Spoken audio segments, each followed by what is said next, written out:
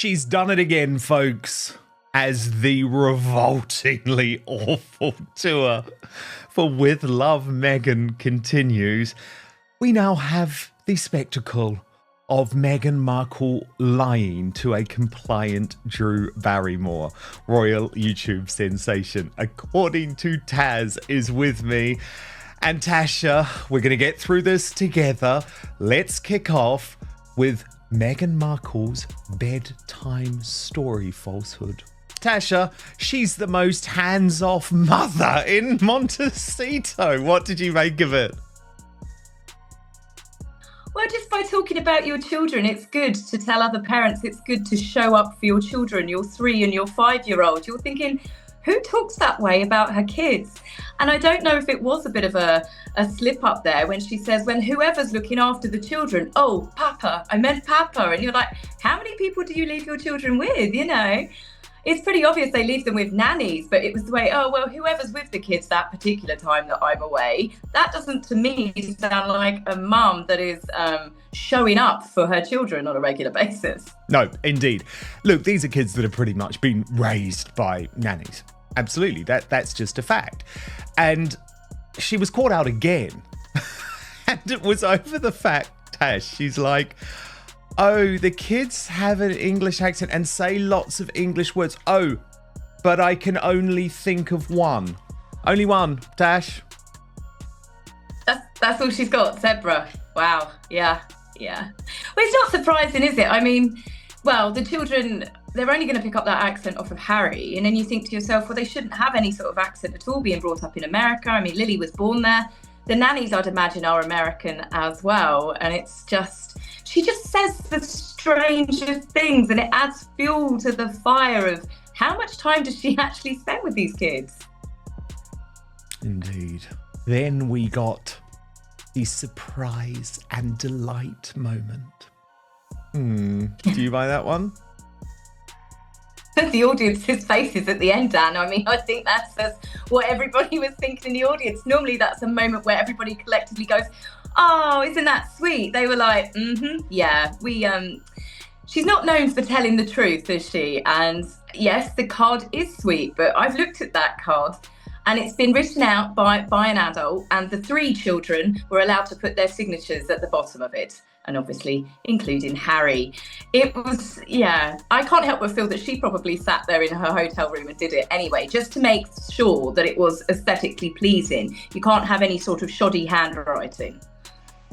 And is it really a sweet moment with your hapless 2 invisible children, Tash, if actually all you intend to do is use that card to plug your Netflix series? I'm not so sure.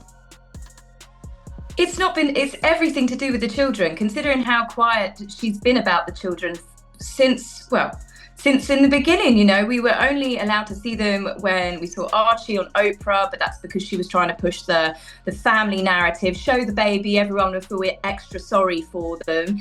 And then similar with Netflix. And then they have been keeping their children away. And now, since she's gone back onto social media and she's been promoting With Love Meghan, it's like someone said to her, look, for good PR, you've actually got to start showing the kids and wheeling out the kids. It would be great to get traffic for people to come watch the show.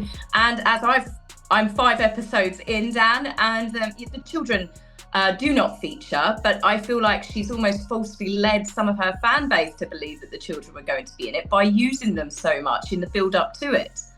What was meant to be Meghan Markle's feel-good cameo on the Drew Barrymore show just turned into her latest credibility crisis. Viewers caught contradiction after contradiction, and social media is roasting the interview in real time. Let's unpack the 4 biggest issues. Meghan beamed that Prince Harry is always home, reading bedtime stories and doing the school run. Nice image, except Harry's calendar shows a solo Invictus tour, 2 London lawsuits, and a Colorado guy's retreat. Even Harry told Colbert they rely on FaceTime stories because he travels so much. Always home doesn't survive a quick Google search. Seconds after insisting she protects her kids' privacy, Meghan rolled a sunny montage of Archie and Lily picking lemons, complete with the American Riviera Orchard logo splashed on screen. The same logo sat on snack pouches Drew just discovered under her chair. Private life? Looks more like a brand launch disguised as family footage, and the studio audience heard the gears grinding. What was funny about this Drew Barrymore episode is it's very clear that there is a real push for Meghan Sussex to become a thing. Now, before I show you this moment, I want to take you through a theory from our friend at the Royal News Network, Brittany, who posted, Meghan's pushing hard to be called Meghan Sussex. If Catherine is still called Kate Middleton, Meghan has and will always be Meghan Markle. But here's the key point, Tash. Also, does it feel like she's preparing for divorce with going by Meghan Sussex, as if she knows she won't be a Duchess forever? Whoa, got it in one. But here's the moment when Drew Barrymore sticks to the script. This is the Fast Five with Meghan Sussex. All right. But I think Brittany's onto something here, Tasha. Absolutely, given that we know that the marriage is in trouble. We know that Meghan Markle has been pitching her post-divorce book, and she doesn't want to be a Markle for that divorce. So what this now means is that following any type of separation, she could go by the name Meghan Sussex and forever be connected in some way to the British royal family. I think this is a ploy. Yeah, she's definitely up to something, isn't she? And with all of these other stories, like you said, with the rumours of her shopping around for a divorce book, you know, these are people that actually worked for her. It wasn't speculation. This was actually people that said to the magazine outlets, yes, she has been doing this behind the scenes. This sudden push it's quite surprising, but I think there might be some truth to that, really, because she wants the connection. And the dukedom, obviously, it's not a family name. The children's name are Mountbatten Windsor, as far as I'm aware, the same as Harry. But Mountbatten Windsor isn't going to be as, I suppose, as marketable as keeping herself linked to the royals. And for her, she associates her titles with it. And it's the Dukedom of Sussex. I think she would keep it in the divorce if it got hashed out, but if he remarries, I think she would then lose the title. But yeah, it is rather funny that she's suddenly, oh, I'm Meghan Sussex now. And it's like, it's not a family name, it's your husband's dukedom. You're either Markle or Mountbatten Windsor. But yeah. And also, you didn't tell your so-called friends. Because poor Mindy Kaling, who you humiliated. Actually, we've got to take another look at this, actually, Tash, because it is worth just reminding of the absolute horror. But the thing is, she didn't tell Mindy Kaling. Mindy Kaling isn't stupid. If Mindy Kaling had got the memo from Meghan that you've now got to call her Meghan Sussex, she would be well aware of it. And it was really interesting to me that they still left it in the edit. Mindy Kaling quite clearly calling Meghan out, saying, okay, well, I know now, as in, you didn't tell me before you've humiliated me for your TV show. I mean, I hope Mindy Kaling has woken up to the fact that she should never allow herself to be used as cannon fodder by Meghan Markle again. Oh, yeah. I mean, I saw it circulating on social media, but it wasn't until I sat down and watched the show myself this time. I've seen it myself this morning, and I was like, wow, she was feisty with that. It was rude the way that she spoke to Mindy, and you can see that Mindy's face, she was taken aback by it. And it was almost like the quick bit where Meghan then starts talking about, oh, well, it's the children, the family name we share. It's like she went, oh, showed a bit too much of my true nature there. I better backpedal this quickly. But yeah, the fact that Mindy said, well, I know now, don't I? And you're thinking, well, yes, you do. Everybody now knows. But it's funny because this is only a new push. This is only something that I have just seen on an episode of the Netflix show, and now with Drew Barrymore. So this has come out of somewhere, which makes me think she's up to something. But finally, there's a bit of backlash against Meghan, finally, because you know she's always so quick to call others racist. Look at this from one of the Indian newspapers. Meghan Markle called a racist bully for mocking Indian origin Mindy Kaling's access. I mean, poor Mindy Kaling, honestly, she got it in the neck given that she's actually not one of Meghan's real friends. They only met on Archetypes and then became pen pals. But in case you missed it, this was the moment that has led to the racism accusations against Meghan. Meghan, I want to ask about your look. My who? Your look. Your look, Meghan. Oh, my Luke. Your look. Did I not say it right? I don't know. I mean, like, you're way cooler than I am. I don't know what you're talking. My Luke. My Yes. look. She likes my Luke. Your look. Oh my gosh. Your fashion is like one of my favorite things. Now, did you think there was a degree of racism here? I don't think that Meghan helped herself by laughing into the fridge afterwards. That to me was like, that was quite still catty, I think. I mean, I can understand, because sometimes, you know, the younger generation, they have their catchy words and you think, okay, maybe she was saying Luke.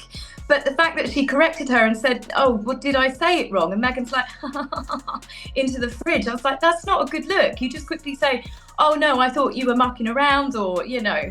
But yeah, there wasn't, I can understand why people think that. And it's the fact, as I said, Meghan was then laughing about it, like, oh yeah, well, you did say it wrong, but haha. It was, yeah, I can see why people are upset about that and they picked up on it. Royal reporters say Meghan is suddenly demanding to be billed as Meghan Sussex in all U.S. bookings, an awkward mashup designed to cement her royal link without mentioning Harry by name. It tracks with the headline-hungry tone we saw last year on her With Love, Meghan reality pilot, when she snapped at guest Mindy Kaling for calling her Meghan Markle. Cameras caught the frosty pause, a curt correction to Duchess, and Mindy's polite smile that said never again. That same edge surfaced on Drew when the host almost slipped and used Markle. Meghan's quick glare was louder than any fact check. Yeah, and the thing is, right, I agree. I think it was probably more nasty, catty than racist. But the problem is, if you are the girl who cried wolf and you're the person who's accusing everyone else of racism, including our late Queen Elizabeth II and late Prince Philip, then maybe you've got to take a piece of your own medicine. And if the people in India are angry about this, well, then under Meghan's rules, she's racist. Well, she's certainly, I mean, she's upset the Australians, she's upset South Africans, I mean, she's upset the British people. She's gradually, I think, circulating every country she goes to or she speaks about, or she just, the more that Meghan Markle speaks, she seems to offend more people as she goes. That's definitely something that she's certainly picking up a track record now of upsetting actual countries.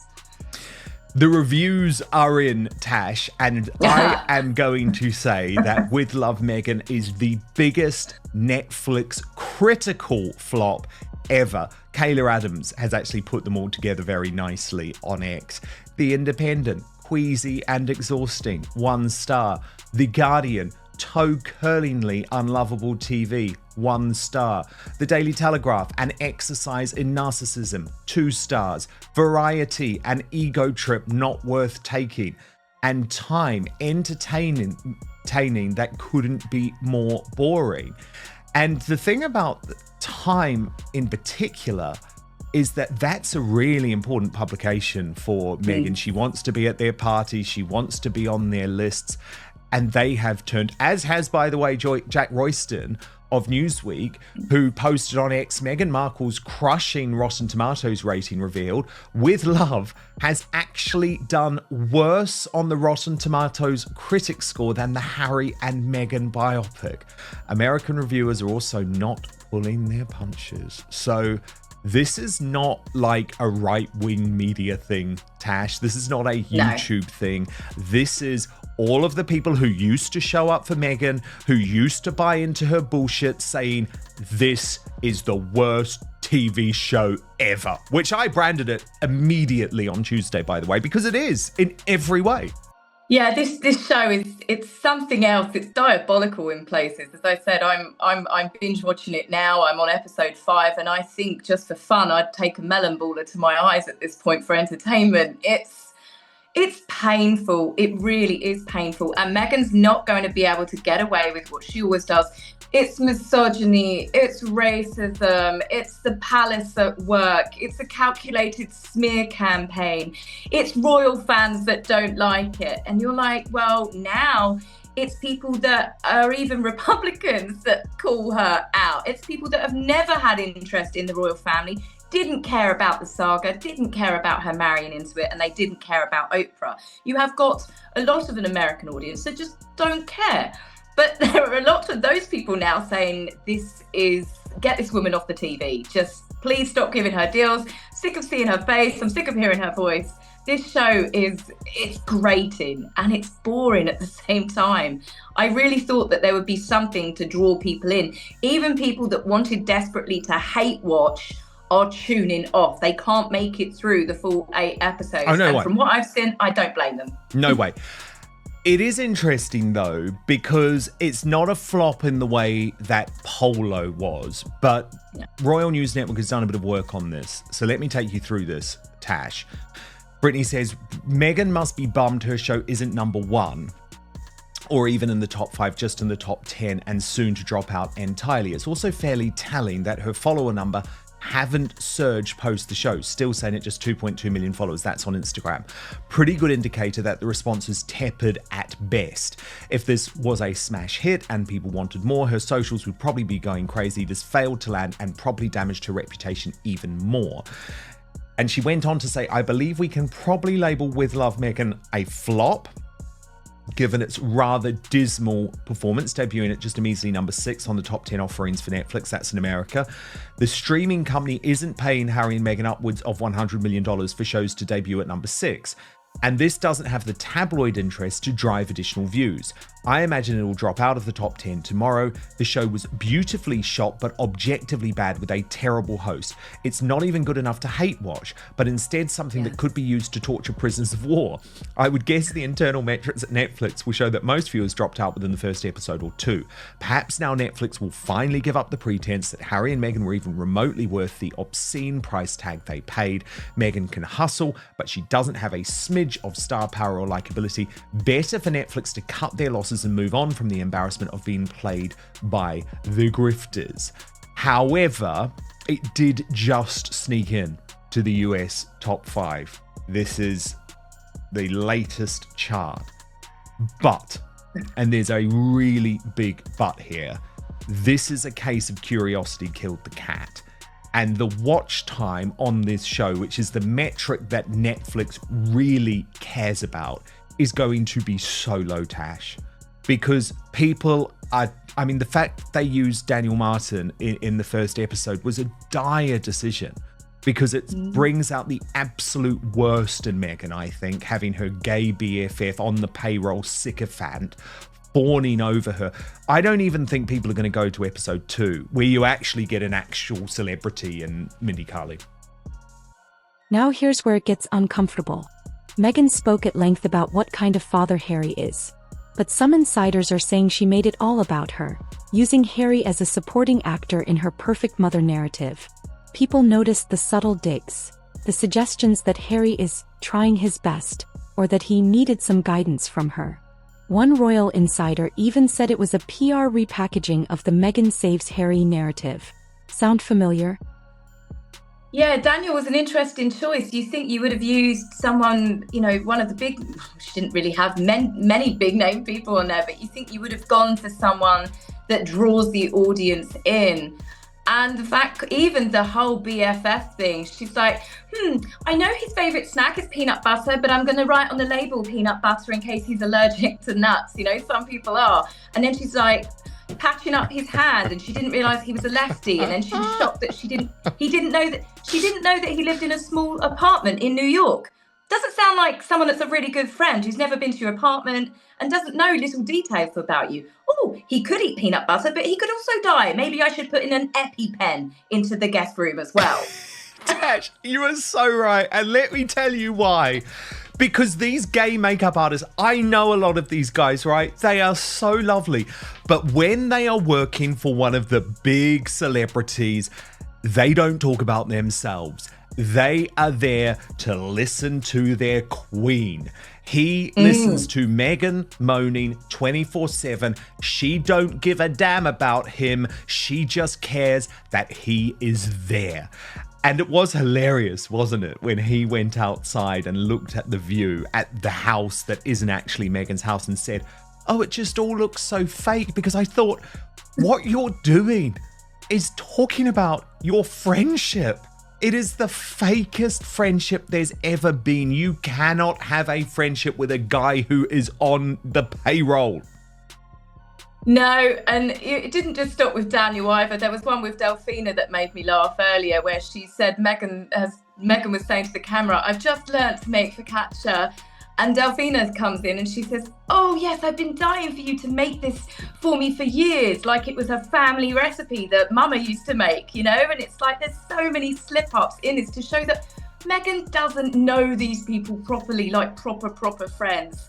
Abigail Spencer, I believe, is she's the longest running friend, where they knew each other on Suits, and even the way that they talked to each other there were moments and you're like, don't you know this sort of stuff? And then they could just be playing up for the camera. But I found those three women together. I just watched this episode and it was like the Witches of Eastwick. And it was just where they're all stirring their mimosas. And I'm just thinking this can't get any worse at this point, surely.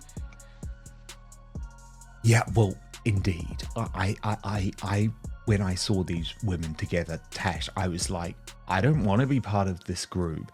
And I don't know if anyone is watching the latest series of White Lotus with the three girlfriends who actually secretly despise each other. I'm like, this is it. You hate each other. You're not there for each other at all.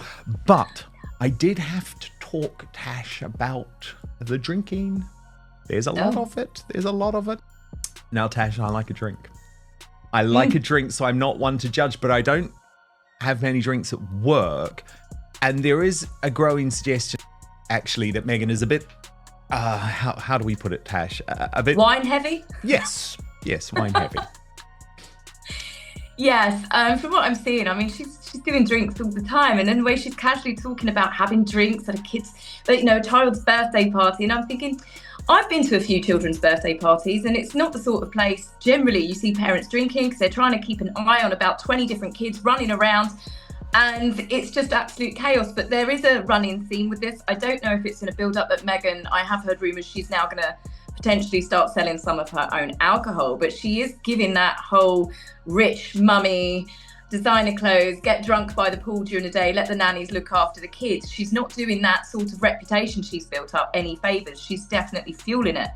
But between the alcohol, the dead flowers that get sprinkled on absolutely everything, and if I hear the word crudité again, I think I'm going to slap the next person. It's all been about crudités and boards. Did you know that you can chop up vegetables and put them on boards, Dan? Revolutionary, honestly. Oh my God, I know. And she hasn't even chopped them up herself. Also, I'm sorry, like, raw vegetables are miserable. Come on. I just, but absolutely, she was obsessed with two things, crudités and putting dead flowers on bloody everything.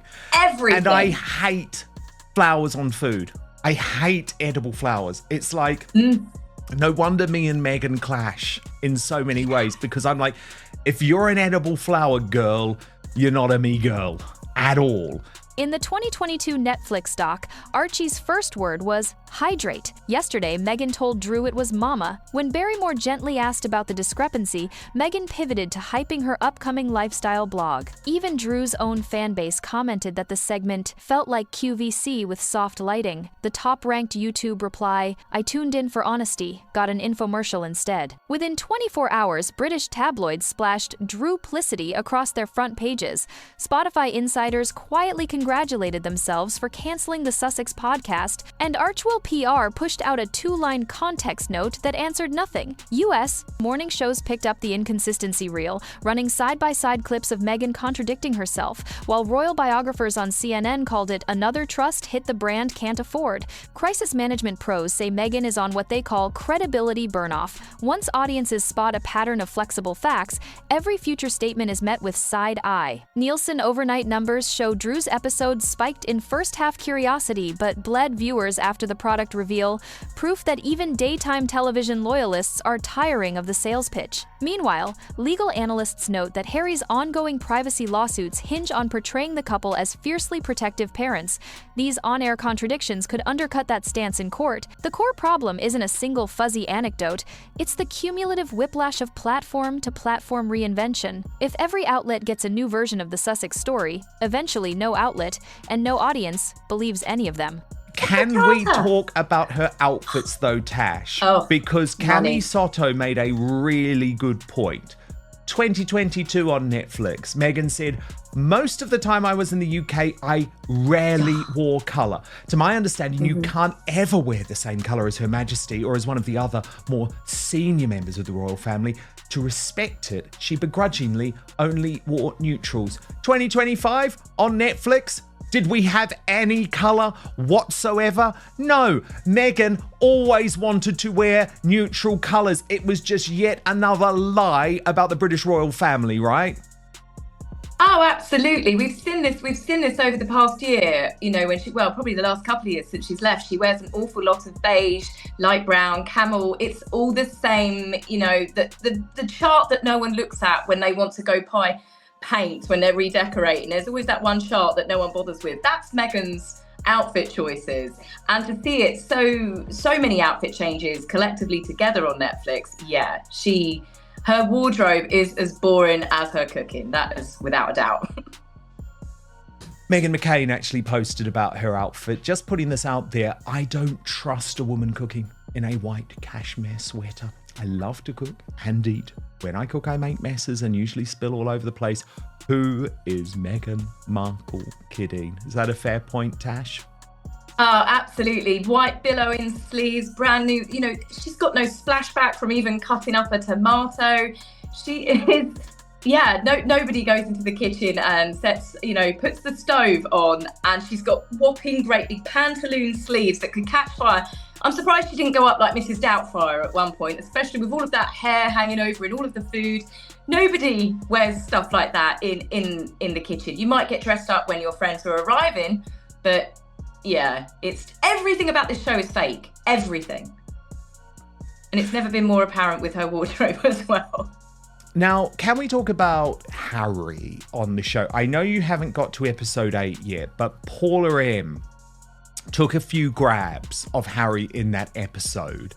And she posts on X, does this look like a man in love and proud of his wife? She said, look at his eyes and barely their smile. And we'll get these pictures in just a moment, Tash, but it was very, very clear that Harry wasn't really into this. Oh, wow. It was like he was turning up as a contractual obligation. Yeah, he just looks like an extra, doesn't he? Just a member of staff after filming. Oh, thanks for letting me have a glass of bubbles. That's really nice of you. I'll have a crudité now. Yeah, he's not there, is he? He seems switched off like we saw a few times at the Invictus Games recently. But he did feature. He got mentioned in the episode that I'm on. Apparently, he's an amazing cook. She did include him. He cooks amazing scrambled eggs. Yeah. That's about Harry's input. I'm surprised she featured him at all at this point. And it does sort of fit into this whole idea. Grazia's reporting on it. They're very pro Meghan. But is this show part of the tradwife revolution? Now, Meghan is, of course, desperate to try and say, no, I'm not a tradwife, because tradwife are horrible, like MAGA supporting type people. But there was this brilliant take on TikTok, and I did love that, Tash. I absolutely found that a hilarious take, because of course she's not doing it herself. But you're 5 episodes in, it's very difficult for her to say that this is not a tradwife show. No, yeah, I mean, considering that she, with Omid Scobie's permission, well, they spoke to each other for Finding Freedom, didn't they? And there was a lot of references that Omid has done where he called Catherine a Stepford wife, and Meghan has made lots of sly digs that she didn't want to be seen as a woman that just wears clothes, a lady that lunches. Well, voila, a few years later for Netflix, she's literally a lady drinking and lunching with her friends and telling people how they can host their very own gathering of friends with lots of crudités and dead flowers. Oh, that's a face, yes, isn't it? Yes. Catherine, a Stepford wife, and Meghan has now presented herself as a Stepford wife. You can't make it up. She's the biggest hypocrite out there. I mean, the ultimate crazy, mad Stepford wife. So, was Meghan just nervous, or is this deliberate narrative shifting? Drop your verdict below, hit the like button if you're here for receipts, and click subscribe for more no-spin royal breakdowns. The palace may stay silent, but we won't.